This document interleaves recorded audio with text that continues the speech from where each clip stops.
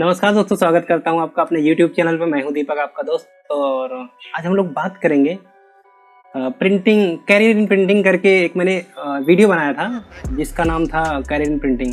ठीक है, उस वीडियो में हमने चर्चा किया था कि प्रिंटिंग का कैरियर क्या होता है। तो कुछ लोगों ने बोला कि उसका एक सेकेंड पार्ट बनाया जाए, तो उसी का सेकेंड पार्ट आज मैं रिकॉर्ड कर रहा हूँ। तो दोस्तों, एक तो जो प्रॉब्लम होती है जब कोई पढ़ रहा होता है तो उसे ये पता नहीं होता है कि ये पढ़ने के बाद से उसको जॉब क्या मिलेगी, क्या क्या कर सकता है, क्या क्या नहीं कर सकता। बहुत संभावनाएं होती है, बहुत कुछ करने के लिए बहुत ज़्यादा ब्राइट फ्यूचर होता है, लेकिन उसको पता ही नहीं होता है कि कहाँ कहाँ पे दरवाजे खुलेंगे, क्या क्या वो अपने लाइफ में कर। अब हाँ, एक बात मैं बोल देता हूँ, लास्ट में बोलना है बट पहले भी बोल देता हूँ कि अगर चैनल पे नए आए हो तो चैनल को सब्सक्राइब कर दें और बेल आइकॉन जो दबाना है वो भी दबा दें, और कमेंट वगैरह सब कुछ करना है आपको। वीडियो देखने के बाद लास्ट में लाइक भी कर देना है। ठीक है, शुरू करते हैं हम लोग। ठीक है, चलो शुरू करें। चलो, तो बहुत ही ज़्यादा संभावनाएं होती है इसमें, लेकिन वही है कि हमें पता लगाना पड़ेगा। ठीक है, हमें खुद खोजना पड़ेगा, हमें पता लगाना पड़ेगा कि क्या क्या संभावनाएं हैं। हमें पूछना पड़ेगा, हमें सीनियर से बात करनी पड़ेगी, हमें गूगल पे सर्च करना पड़ेगा, या फिर जो लोग इंडस्ट्री में काम कर रहे हैं ऑलरेडी हमें उनसे बात करनी पड़ेगी, या फिर हमें टीचर से बात करनी पड़ेगी, या यूट्यूब पे सर्च करना पड़ेगा। तो मतलब ऐसे में चीज़ें पता चल सकती हैं। और कोई तरीका क्या हो सकता है, यही सारे सोर्सेज होते हैं हमें जानने के कि हम जिस ट्रेड से पढ़ाई पढ़ रहे हैं उससे क्या क्या हो सकता है। बेसिकली मैं आपको बता देता हूँ कि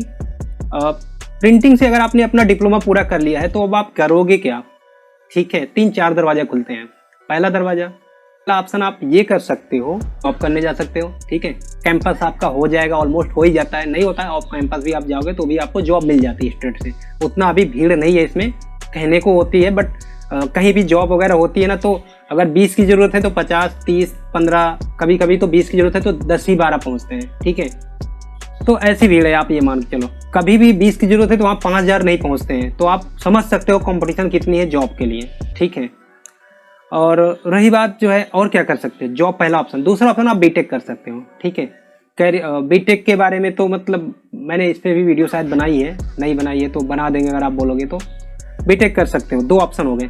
तीसरा ऑप्शन आप आईआईपी कर सकते हो। आईआईपी क्या होता है, इंडियन इंस्टीट्यूट ऑफ पैकेजिंग, जो है एक पैकेजिंग का कोर्स कराता है जो कि एडवांस लेवल होता है प्रिंटिंग से। एक कदम आगे आप बोल सकते हो, मैंने भी कर ही लिया है तो इसलिए मैं बोल रहा हूँ, रिकमेंड करूँगा कि कर सकते हो अगर आप करना चाहो तो। ठीक है, तो आप जॉब, बीटेक, आईआईपी 3 ऑप्शन हो गए।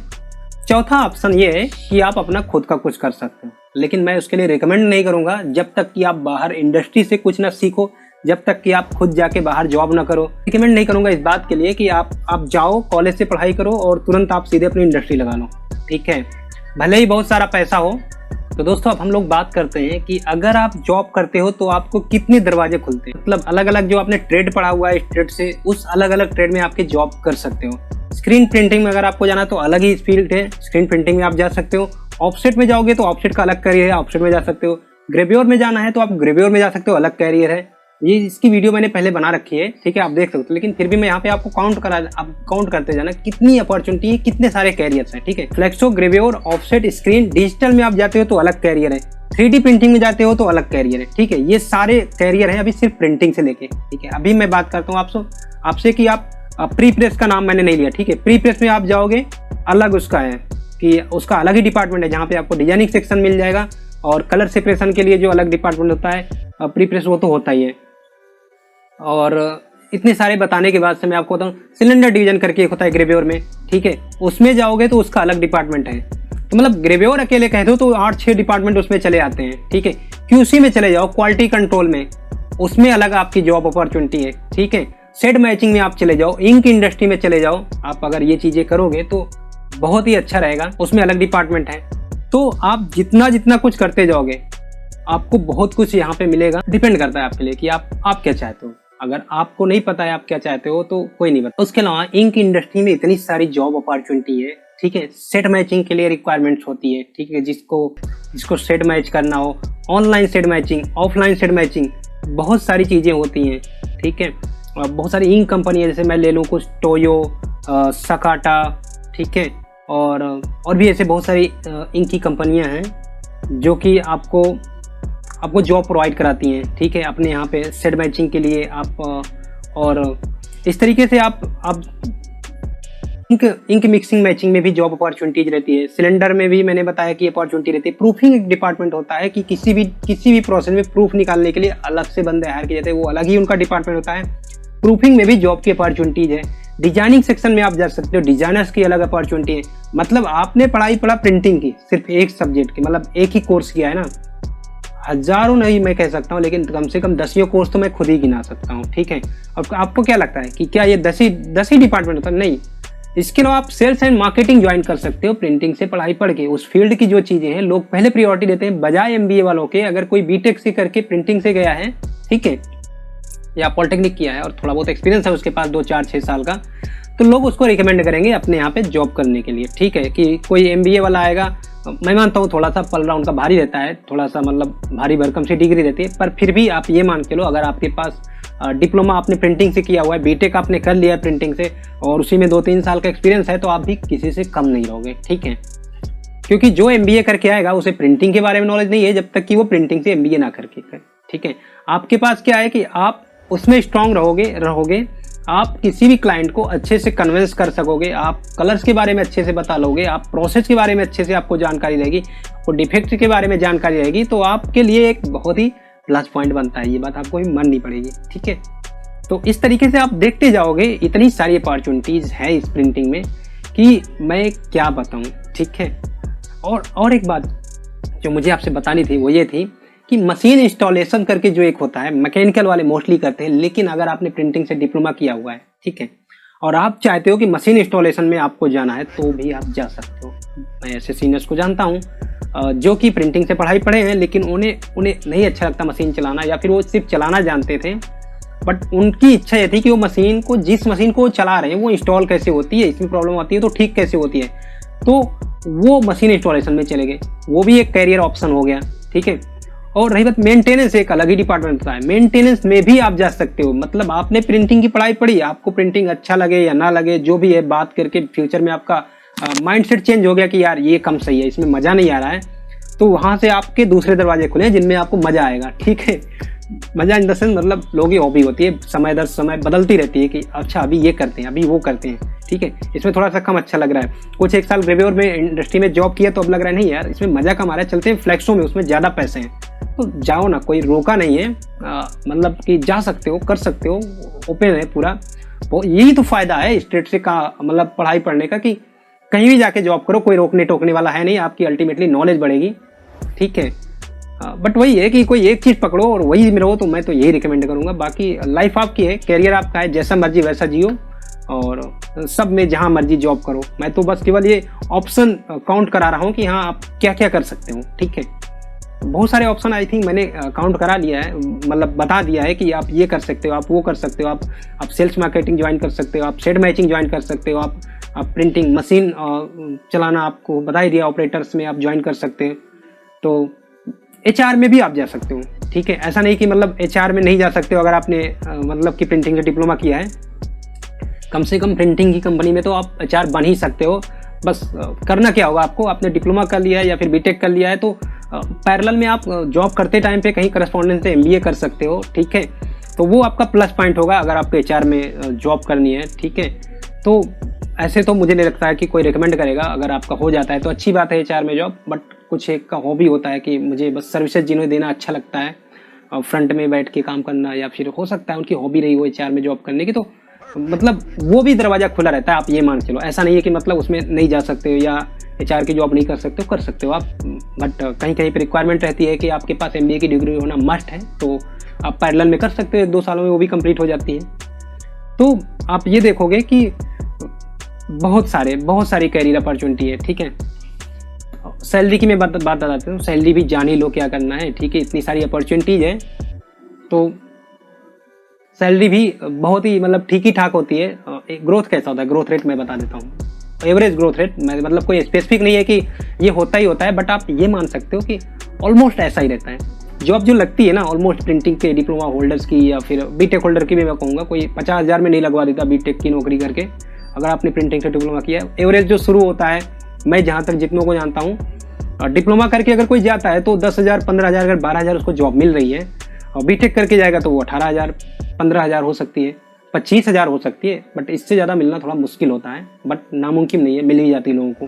ठीक है, और कई बार लोग ऐसा कंपनी ऐसा रिकमेंड करती है कि ठीक है, वो अगर बीटेक वालों को मार्जिन इतना कम रखती है कि कोई अगर डिप्लोमा होल्डर गया 10 से 12,000 उसको सैलरी दे रही है पर मंथ, वो तो बीटेक वालों को 15,000 18,000 ही देती है, 2 4 5,000 उसने जो डिग्री किया है उसके बदौलत देती है। लेकिन ग्रोथ रेट की मैं अगर बात करूँ तो उनसे ज़्यादा उनकी सैलरी बढ़ती है। और अगर ये डिप्लोमा करके अभी जॉब कर रहा है तो इसका जितना 3 साल में इंक्रीमेंट होगा या फिर वो 2-2 हज़ार 3-3 हज़ार करके उसका इंक्रीमेंट हो रहा है, सैलरी बढ़ रही है, तो कोई बीटेक करके गया है तो उसका सीधे 5,000 6,000 7,000 भी बढ़ सकता है। ये मतलब आंकड़े गलत हो सकते हैं, बट लगभग मतलब कि मिलता जुलता ऐसा इंक्रीमेंट रहता है। ठीक है, ये भी आपको मानना पड़ेगा।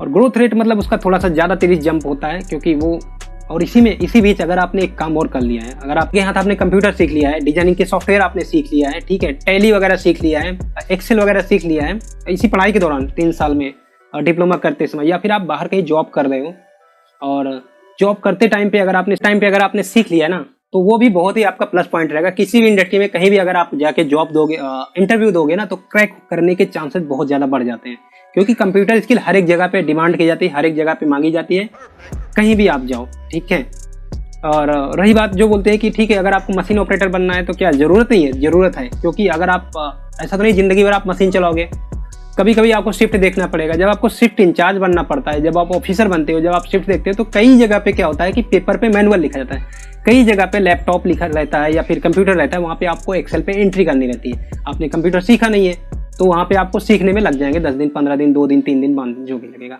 मतलब उतना तो आप पीछे हुए ना, आपका टाइम गया ना उसमें। और ऊपर से उस लेवल पे जाने के बाद से जो सीखने में वक्त लगता है वो थोड़ा सा मतलब अलग ही लेवल का होता है। मतलब वहाँ पे आप इतने लेवल पे गए हो और अब आप सीखना शुरू कर रहे हो, तो आप समझ सकते हो कि मतलब क्या फील होगा उस टाइम पे। वहीं पे अगर आपने कॉलेज टाइम पे सीख लिया है या फिर आप जॉब तो कर रहे हो, आप पैरेलल में 1-2 घंटे दे के आपने सीख लिया है, तो वो बहुत ही आपका बेनिफिशियल रहेगा। ठीक है, और उसके अलावा मैं बात करूँ आपसे कि मैनेजमेंट सेक्टर में आप जा सकते हो। ठीक है, मैनेजमेंट सेक्टर में कैसे जा सकते हो वो मैं बताया कि मैनेजमेंट सेक्टर भी रिक्रूट करती है।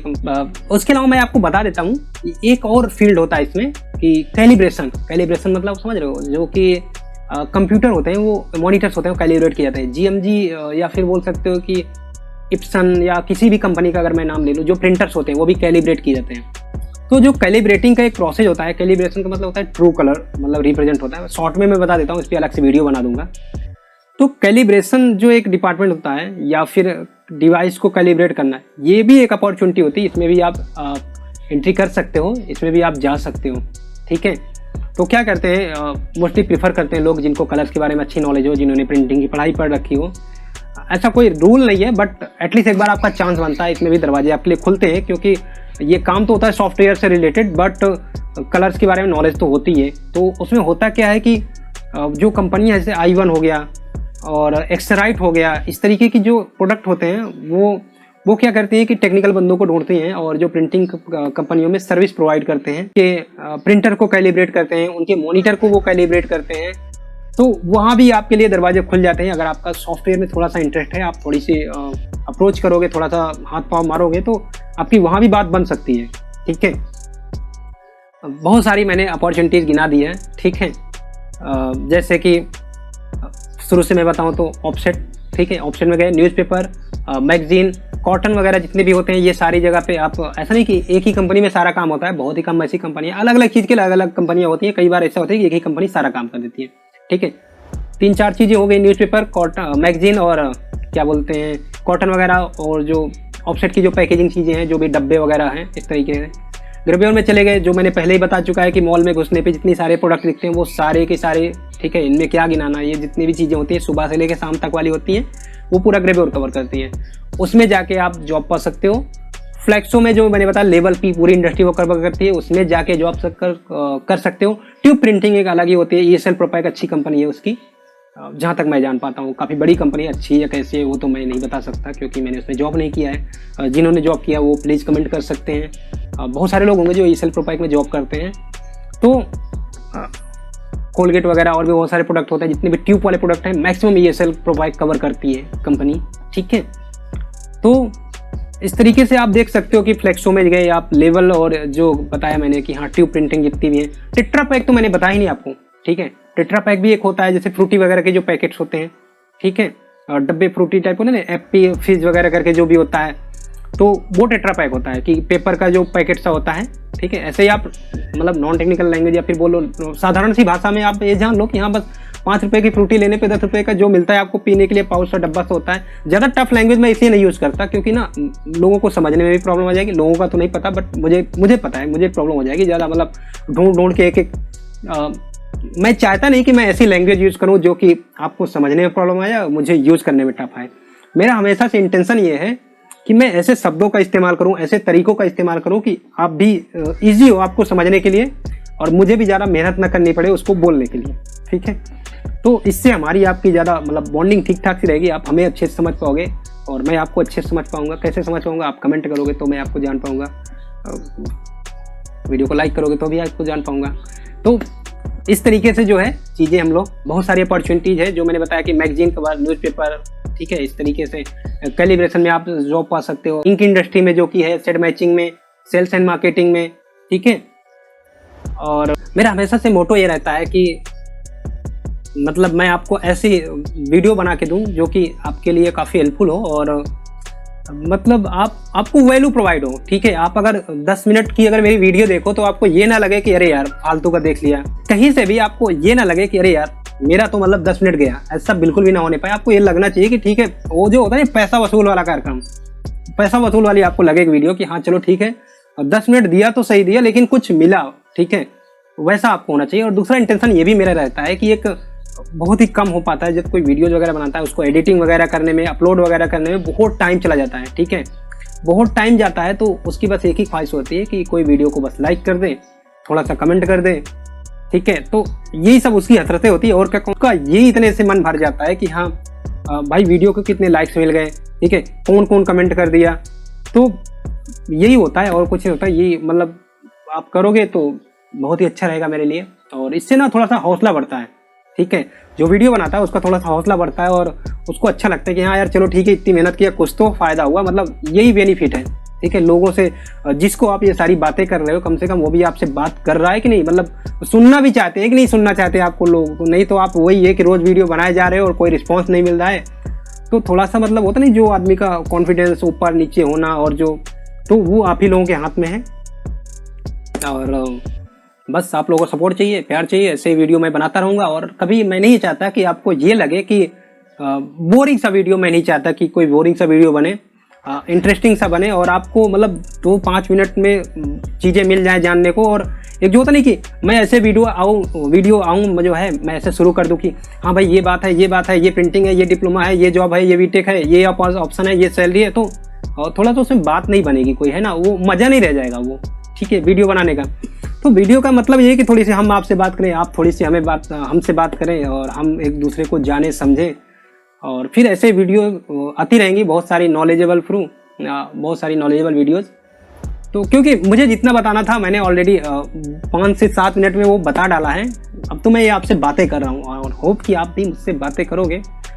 और अगर आपको मेरी वीडियो अच्छी लगी है तो प्लीज़ वीडियो को लाइक कर दें, और चैनल पर नया है तो कमेंट नहीं, ऐसा नहीं है, वीडियो अच्छी लगी तो वीडियो को लाइक कर दें, और चैनल पे नया है तो चैनल को सब्सक्राइब कर दें, और बेल आइकन होगा वो भी दबा दें, और कमेंट करना ना भूलें, ठीक है।